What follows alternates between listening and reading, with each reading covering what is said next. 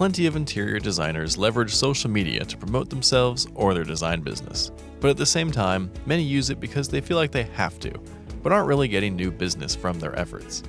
Today's guest, Laurie Laizure, is the founder of the interior design community, whose social media presence has attracted tens of thousands of members. Listen to the full episode today to hear her advice on leveraging social media, posting the right content, and how to make the most of it.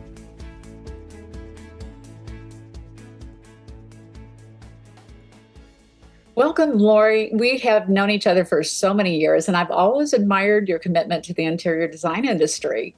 So I want you to tell us a bit about your background. How did you get involved in the industry in the first place? Well, it was sort of by accident. I came into this industry from the printing industry. I worked in the fine art reproduction industry for a long time. I knew that industry very well, knew all the players in that industry well. And I'd run across this material that was at the time very new, that you could print on it, stick it onto a wall, and peel it off. It was a peel and stick wallpaper material. Back when digital printed wallpaper was like not even out there yet, really. And I recognized it was something that would be kind of interesting to do. I thought it would be, something that would take, as far as if you're thinking of the fine art reproduction market, you don't have to frame it. You don't have to, you're really just cutting the pieces, rolling them, boxing them, and shipping them. Rather, very little finishing, goes into it. So, there's a lot of quantity of materials used for wallpaper. So I thought, this is a really interesting product, and I think that I might want to do something with it. At the same time, my brother was an addict, and unfortunately, my husband and I had to take custody of his children. He had 3 kids. We had one of our own. And so overnight, we went from a house of like one family of 3. And I, at the time, worked for a company where I had to do some traveling. My husband worked for a company where he was doing some traveling. So we were juggling that. And we got custody of these 3 little kids who needed a lot of help and care. And we loved them so much. We wanted to give them as much attention as possible. So it kind of seemed like, well, this is the right time to do this. Let's just go into this wallpaper business, when I wasn't really 100% committed or prepared to do that. And so I thought, one of the things I hit on really quickly was condo complexes. And I got a bunch of them in the local area to put our samples in, and we started getting orders from those people. But I knew I needed to invest in website, and I needed to invest in social media. And that was brand new. And I needed to get in touch with people that would specify this kind of material. And so I kind of thought it'd be great. I joined a couple of interior design chats on Twitter. And I just found it was really like there was nowhere to go to share information. And I was really starting to get super fascinated about digital marketing and websites. And I just fell into that bucket and just absorbing as much as I could and paying attention to it. And I felt like I had information to share, and that other people probably had information to share. And there was nowhere to share it. Twitter was just not a space that allowed for you to go into deep conversation. Are you using scheduling tools to get onto Pinterest when Pinterest was brand new? And how are you getting conversions from emails? And how are you doing? There were just so much of it out there. And, so many tips and tricks and so many new emerging products that I felt like I could share some information, I could learn from someone else. And then at the time, Google Plus was the place to be, because they were, they owned search, right? So 90% of search happens on Google. And at the time, their social media network, Google Plus, if you put a link in it, it would automatically index that link faster. They were doing really neat things with this thing called authorship, where you'd have a picture of your own face on your blog to show that you had authority on a specific subject, which was awesome. So, and they started this thing called communities.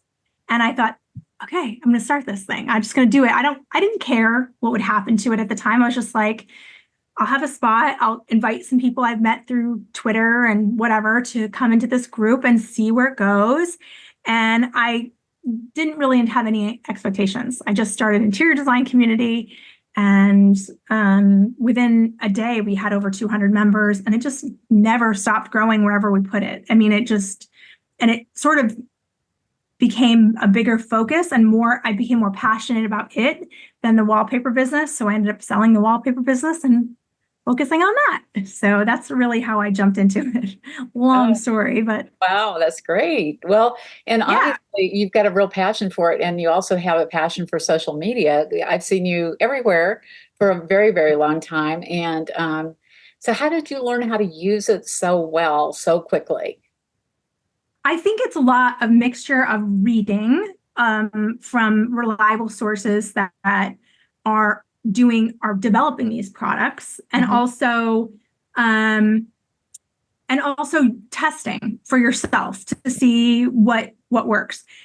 I'm going to be straight up with you. Like, if you're really going to be great at social media, you have to spend a lot of time doing it, because they want you on the platforms. So you have to be able to have the time to do that. So my kids would be at school, or when, everybody's playing video games, I'm on there doing, testing a post or responding to someone, or in DMs, or putting a story up, or, making a graphic or something like that. So I was always trying to figure it out and trying to see what worked and what didn't work, and how that tested. I'm a very analytical person. So, I would definitely look at the analytics and see what worked and what wasn't working, and what people responded to versus what they didn't respond to, and how I could grow. I actually really like the process of growing, but I also liked how rewarding it was to help as many people as we were helping over time. I mean,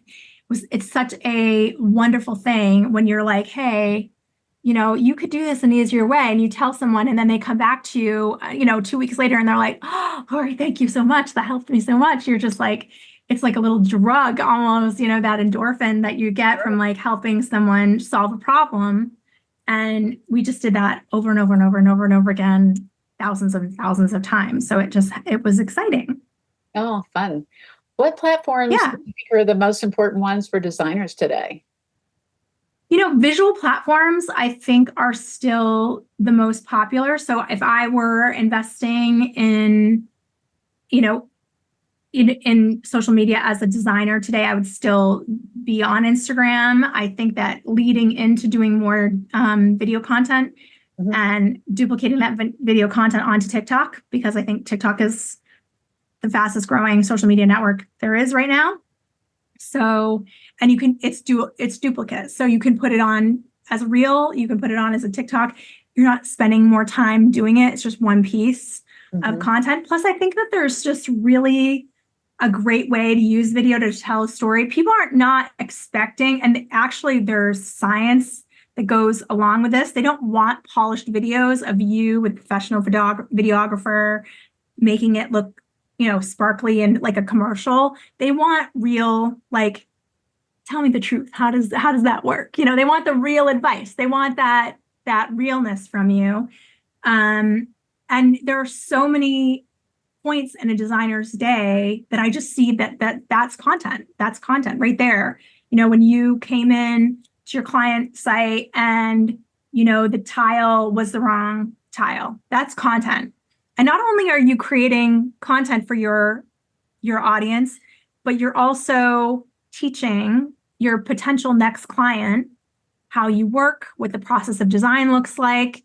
You can't complain that like HGTV or, the TV thing is unrealistic for designers, and then not provide another alternative. And the alternative is share what you know. And it's beyond the pretty picture. It's beyond the finished, beautiful, everything's curated image, which we all know, if you've ever been on a Photoshop or design, all the other rooms around it look terrible while you propped everything up to look perfect in this one little picture.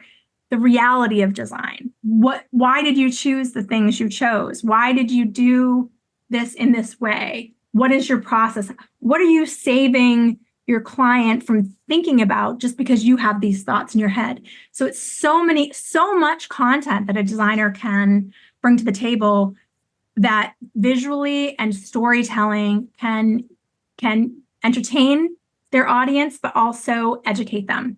Mm-hmm. So edutainment. Yeah. Yes. Infotainment is, infotainment is the way to go. Yeah. Okay. So also just a question, since you mentioned that you should be posting also on TikTok, what about Facebook? What about LinkedIn? What do you think about those platforms? I would think different for LinkedIn. I mean, I think that there's ways to be strategic on LinkedIn. You could link in with business owners in your local area. You could link in with editors for magazines you want to be published in. You could link in with brands that you want to work with. There's a strategy there too, thoughtful strategy and reaching out and one-off and showing what you do on every platform has their own strategy, and you can be successful on any platform you choose to go for, but they're all different. On Facebook, I think ads are a great way to do it, but really super, super targeted ads. So if I were a designer in where I live, I would put together, instead of like women from 40 to 60, I wouldn't make that a broad an audience. I would make it like men and women a certain age. I would make it people who follow the local boarding school, or people who like the Mercedes dealership in my town, who like the Land Rover dealership, people who are belong to the Manchester Country Club, things like that, where you can create these small little pockets of ads. And then I would do an ad of what, with my best photography and my best pictures of what I do, and advertise that. Are you looking to renovate? Are you and be the solution, and think about, oftentimes I think about marketing from, the way I market is different than the way a designer should market. And that sometimes I have to, bridge that gap. Like, this is how I can give you all the tips on how you could get designers to follow you, but they want potential clients to follow them. And so they have to start thinking in the mindset of not designers. And I see this all the time, actually, is designers will make a mistake of posting like they're posting to other designers. And they really to their peers, and not to their potential client. And they have to think about, what does my potential client, care about? What matters to, I think about that from designers. I think, what do they care about? What are they afraid of? What, at this point, we have 11 years of doing this. I've heard from, hundreds of designers. So I know what they're passionate about. I know what they fear. I've had heart-to-heart conversations with designers. I've had phone calls with tears. Like, I've heard it all at this point. I know designers very well. I know a lot about them. And you need to know that much about your potential clients. You need to know, are they overworked? Are they tired? Are they, do they have easy time communicating, a hard time communicating? How do they like to be communicated with? Is it the man making decisions or the woman making decisions? Is it, do they have kids? Do they have no kids? Do they love sports? Do they, value, having free time? Or are they really workaholics? Like, all of the things that you can think of that, encapsulates a client.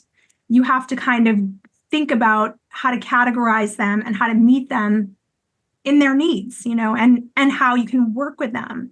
And I think that's a lot about, like, that's really all marketing is knowing who you're talking to, at the end of the day. Sure. And understanding their problems and having a solution for that problem. Yeah. Right. Because that's what they're buying, right? At the end of the day, they're buying that solution to the problem. So, and understanding what they're going through in the process. I think that, sometimes design gets this bad rap that it's, very exclusive and prices are going to start going up. But the reality of that I see in design is that it's, it's a navigator in the process of construction that saves money and time because they've done this, so many times before. So they know the process and they know where you can fall into problems, and they know how to get you to the right, the right conclusions that are going to give you the best results. And that saves you money and that saves you time. And I think that's rarely talked about in design. It's always like the luxury of it, when really there's so much more that goes into thoughtful decisions that really save time, save money. Those are all very true statements. And I think that's a really good point, which helps people not just in their social media, but also thinking about how they close a client deal. Somebody comes to them and they talk to that client. That's what the client needs to know is, what is that connection? What can they do? Saving the money, saving the time. All of those things are really critical to buyers too. And it's many closings of a deal. It's not just one closing of the deal. The closing of the deal where, yes, they're now your client. That's one closing. But then you have hundreds, if not thousands, of closings of sales every time you talk to them.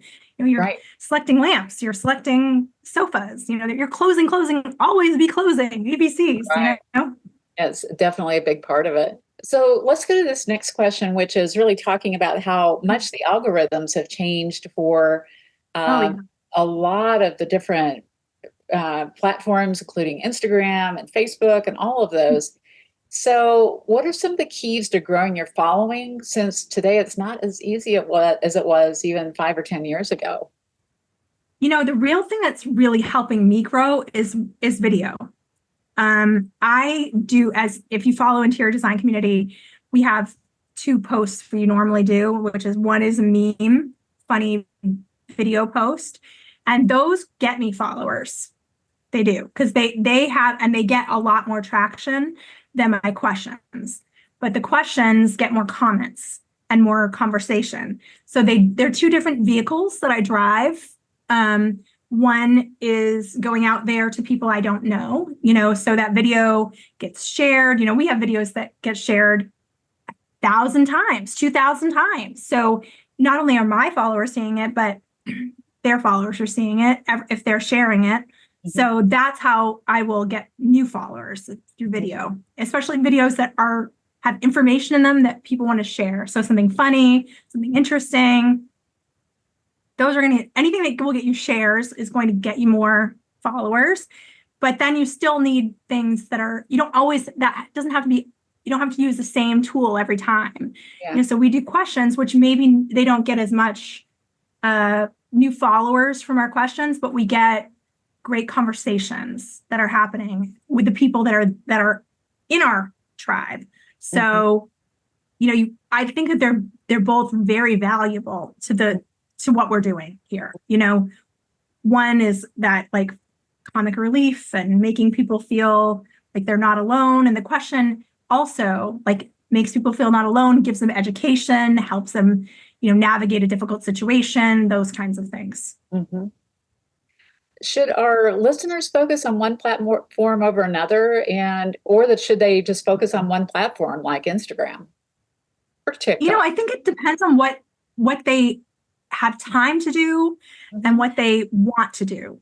If you really hate social media, you don't have to do social media. There are other marketing avenues for you. Maybe you would like to pick up every magazine that's local to you and national for you, and you want to write down every writer and every editor, and you want to link in with them, and you want to really work on getting yourself in magazines. That's what you want. And you want to get in blogs, and you want to network with like-minded businesses, the people that would have clientele that would attract the same clientele that you have. Like maybe you're going to network with the owner of the local steakhouse because he's bringing in that luxury client too. And how can you, maybe they do an event where they have a wine food pairing thing and they have a little talk or something, and you're the golf club and they have maybe a little women's group that comes in or something.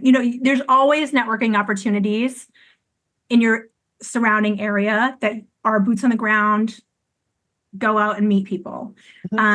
If you don't like social media, you don't have to use it. You don't have to do it. I mean, people feel like it's a must.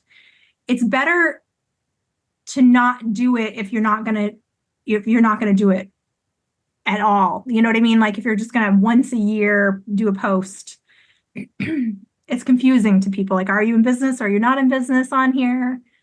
Or, those kinds of things. And then you have to remember it's social. So there is a component of it that doesn't shut off. And that can be annoying, So like I'm communicating with designers and all hours of the day. Sometimes I'll have a designer bring a problem to me when I'm going through a problem myself, personally.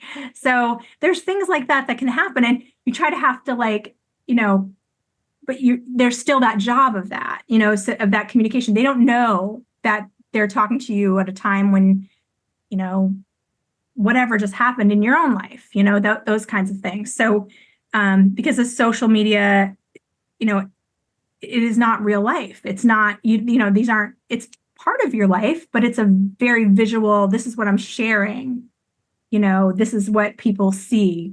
There's a whole other, part of it that people don't see. And that's reality. So I think it's about what you choose to do and then making a plan, like us being strategic about it and how are you going to go about it to get the results that you want, So if it is picking one, that's the time that you have to dedicate to it. Looking at all of them, thinking about where your strengths and weaknesses lie.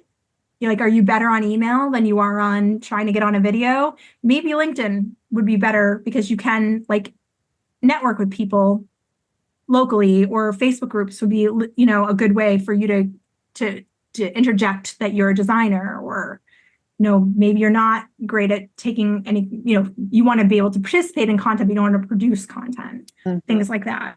Sure. Being honest with yourself about it. Well, and it's interesting because our team, I like LinkedIn. I'm on LinkedIn most days. Sure. And, Erin is on Instagram every day.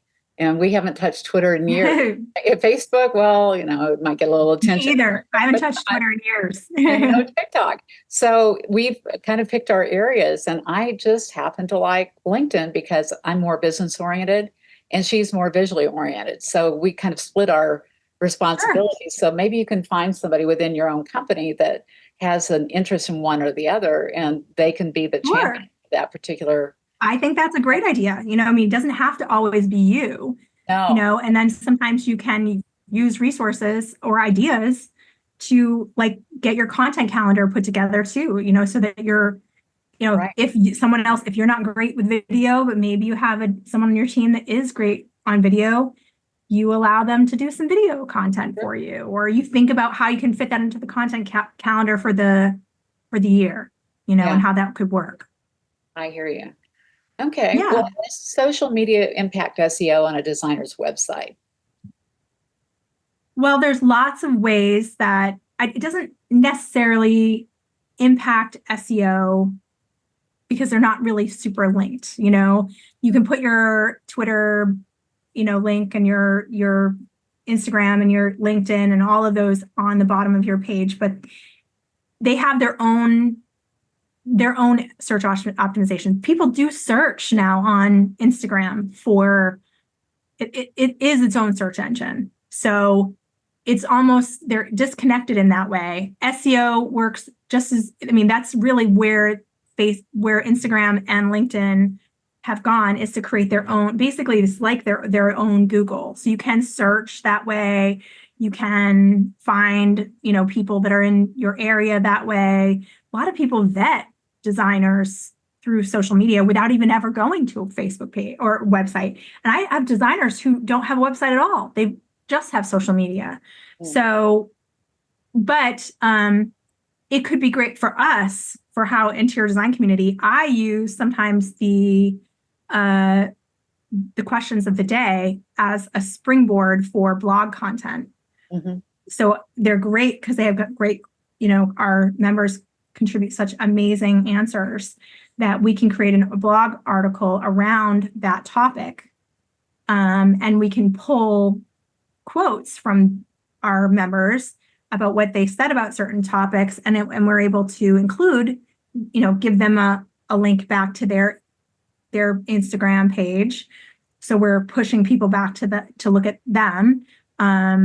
And we, it's really solid, amazing advice from people that are experienced in what they do. So it helps us for SEO that way. I see. What are some of the best practices for posting, and how often and what type of posts get the most engagement? I know you talked about video being really important today, but besides that, what else?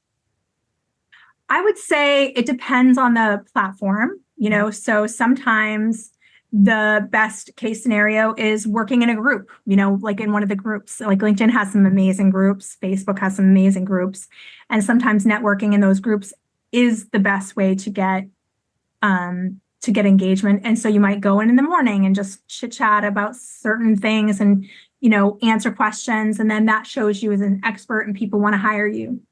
Sometimes it is creating a video that is showing what you do and how you do it. I follow this woman, I think her name is Erin Setzer or something. She is Homes, and she works with, she does a lot of she's more like contractor type, and she does a lot of videos on, how they do certain things, like how they hide the, the outlets, or, I remember her doing one on pocket doors where she talks about painting the interior black so that when you're opening it and closing it, you're not seeing the guts of, the pocket door. When they put that together, when they're putting it together, they paint everything black on the inside. And I was like, just these little things that designers think about every day, just little moments that they're creating. I remember a designer years ago talking about how she'd worked with this fabric and it would snag. And so she didn't like to send it out to the workroom to be hemmed. She'd have the workroom come and hand hem it. Because if you didn't do it that way, it wouldn't hang correctly. And because of the way the material worked. And so she's thinking ahead of the game, what can I do to alleviate any kind of worry from my client down the line that I don't know how to handle these situations? I'm going to head them off. Well, all of those things that you do are also really great content. And what it does is it shows that you're an expert and what you're doing and how you're thinking about the process of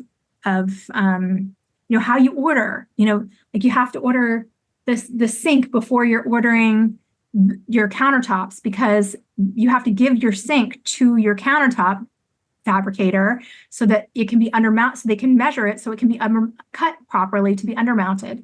And some people don't know, if they don't know that, your client doesn't know that these are things that you're thinking about ahead of time, because that's the process of putting in the kitchen. They just think, I'm giving you the money for the check for the kitchen, and when is all this going to be done? So if you're showing them, how difficult it is or what the steps are, or these are the things that need to happen in this order, it also educates them about what the job really is and why it takes as long as it takes and what the steps are to go through the process of design. And I think there's just not enough content out there about that. I think that we could do a lot better job, showing that part of the process and really showing how brilliant designers are. They're always thinking about these creative solutions to really, difficult problems within a home, to provide a client with such a great experience with their own home, like how they live their lives. So it's interesting to me that designers will sometimes choose to just do profile pictures, portfolio pictures over and over, and not get into the nitty gritty of okay, here's how that was done. You know what I mean? Like, here's what I did on this project, you know? And even in websites, you know, how often, Gail, do you look at someone's website, a designer's website, and their portfolio has no words in it? None. It's just like the pictures, a lot more than which they're great. Yeah, right. Yeah, they're great, but it's like, what happened in that project? Like, there's a whole story there. There's a huge story, a huge part of that designer's life went into those pictures, you know. Tell people what it was. You know, who were the clients? What did they want from you?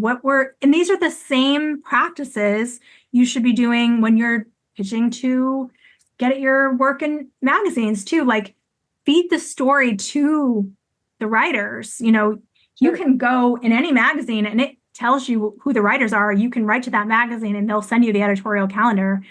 You can write to them and say, hey, I think this would work for your June issue next year. You're going to be talking about outdoor kitchens. And we did this beautiful outdoor kitchen and in the Hamptons, and we did this, you know, here's the client, they had this problem. You know, we came in and we came up with a solution, and we wanted to position the stove in such a way that the fumes from the gas grill wouldn't reach into the home or into the pool area. You know, this is how we solved that problem with the vents. And, you know, we put these plants here to detract from mosquitoes, and, you know, all the things that you do think about in design, and then feed it as a story, and then put in, like, obviously, like, brands you really liked, because that brands love a shout out. You know, you're building partnerships. You know, certainly if you're pitching to a magazine, think about which brands you use their advertisers. They care about, I mean, that's what they care about, you know? So, and you have to think about these things. If I were coming onto your website, what would I want to know about you? What would I want to think? You know, how am I going to learn about what you do if you're not telling me what you do and what your process is? So I think the more we are open about the process and letting ourselves be vulnerable in that, because it is hard to do. I'm not going to say it isn't, to be vulnerable and to share yourself in that way, and to mess up a little bit and maybe not look perfect when you're telling the story, but you're getting out the story. I think it's really charming, and it lets people know who you really are, and that's who they're working. That's who they want to hire. This you, the person, you know. So, and you, the team. So knowing a little bit about that is really good. Sure. How important is engagement on social media? I think engagement is everything. I honestly think it's, you know, it's about, we're all people. Social media should be social. You know, it's about knowing people and getting to, you know, I have met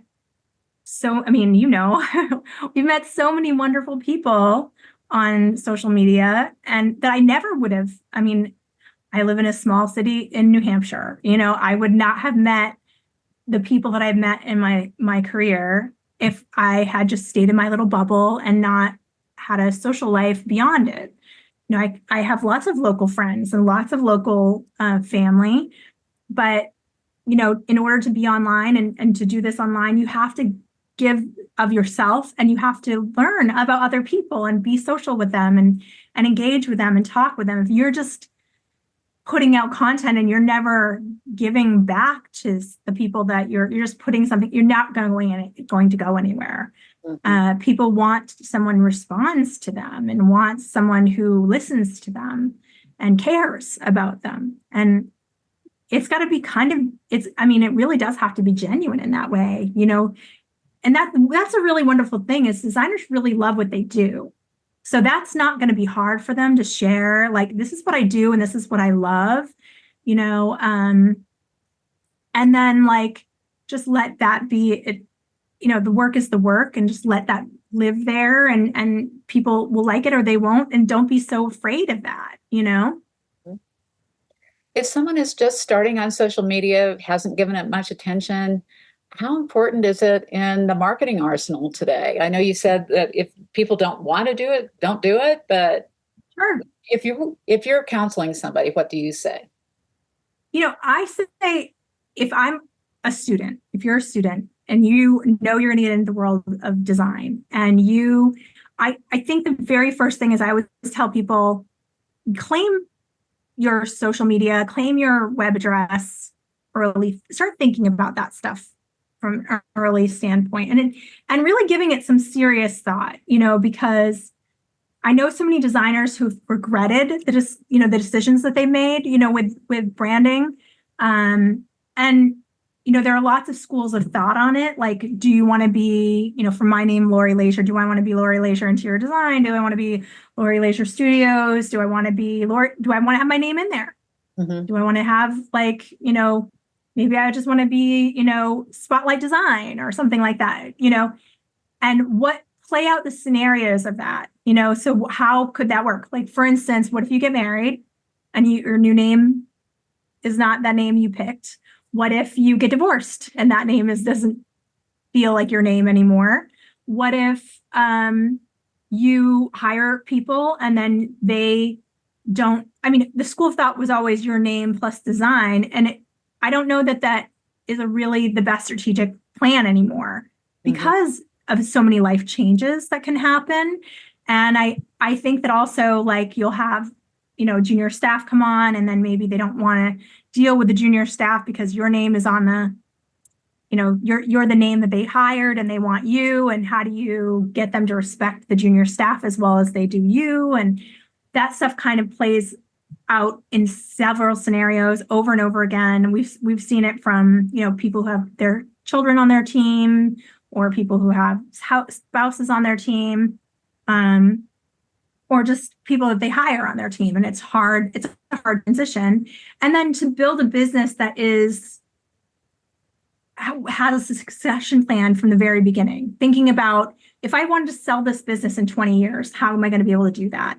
So thinking about these things, I know it sounds crazy as a person who's just starting the idea, but you're buying real estate and even if it's free, these are, you're picking your handle, you're picking your website, you're picking those things, and you're kind of thinking, like, what do I want my future career to be? And you could do a few of them because you just have different plans. Like, do I want to go with my name? These are free to do. So why not your name design, your name, and buy the URL, and then buy another name you really like, maybe your mom's maiden name and, house or something, whatever you like that could look like a plan for your future. And then if I was a student, I would be networking with people that could give me a job. When I get out of design school, I would be posting what I am learning. We did a post a while ago that was asked our community, what would you be looking for in a hire from a design school? And they said, we really like people who know social media. We really like people who know CAD. We really like people who are team players, so show some of this, these qualities while you're networking, while you're in school, because you have content. Once you graduate, your content kind of disappears a little bit. You don't have those weekly projects that you're supposed to, or monthly projects that you're supposed to be working on for school. You don't have the access to the samples. You don't have access to the CAD programs that you had for free. All of those things that you were playing around with for school are content to show that you know what you're doing, that you're building knowledge. So I always tell people, like, it's free to do this. Why not sign up and get your names, put those all in a file that you've got claimed the URLs on everything. If you don't use them, you don't have to, but you have them if you want to use them down the line. Okay, well, you've given us a lot of tips. So let's pick 3 that are your favorite ones to share to end the call today. Sure. I would say, well, that one, like, claim your spaces, especially if there's something new comes out. Like, even if you're not going to use it. I remember when Threads came out for Instagram, that same day, I'm not a big Twitter person anymore, but I was like, I'll just sign up for Threads. And what they did was they had everybody who follows you automatically followed you on Threads in the beginning. I don't know if it still works that way, but so you'd get the followers really quickly because they already follow you on Instagram. If they signed up for Threads, they'd automatically follow you on Threads. So if there's a new social media that you're like, that's interesting, get your name right away. Why not? And start to recognize what you're good at. I think the second one is start to recognize what you're good at, what you like to do, what the resources on your team look like, and divide this marketing plan that makes sense for the skills that you have. And third, always remember who you're marketing to, always, because you're not marketing to your friends or your family or your fellow design friends out there. You are marketing to a potential client, and you really need to think about that. Like you're on, Criminal Minds and you're an FBI agent trying to profile someone. You need to build a profile for your client, and you need to know who they are, what they want, and what they respond to. And think about content that goes along with that, educating them about what goes along with that, not just what you want to share, but also what they want to hear. Awesome. These are great tips, and I really appreciate it so much. I think this is really interesting, and I'm sure we could spend hours having conversations about social media. But thank you for being on the podcast. Yes, thank you.